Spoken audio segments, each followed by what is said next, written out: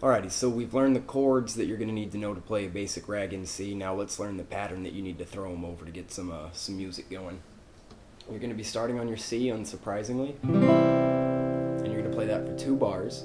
Then you're going to go to your A, play that for 2 bars. Then you're going to go to your D for 1, your G for 1, and then back to your C for 2. So it's going to sound like...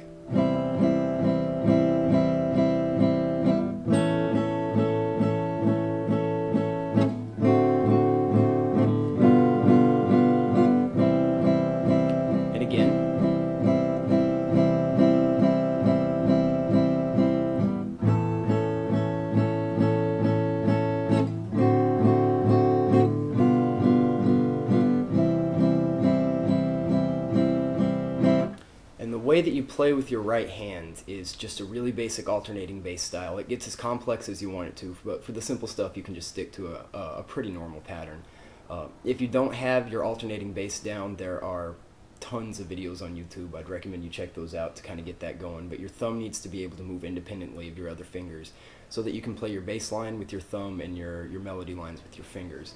So if you were to just play something real basic and slow on top of that, you might get...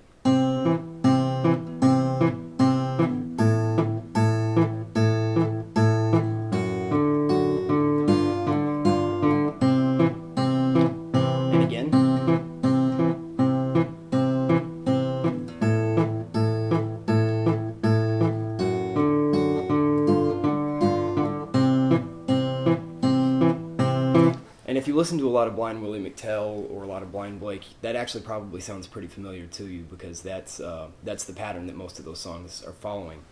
The only other variation of that would be something that you hear from a lot of the Atlanta players. In fact, Blind Willie McTell actually did this most of the time. In the beginning, instead of that second bar of C, throw in an E7, so you would have...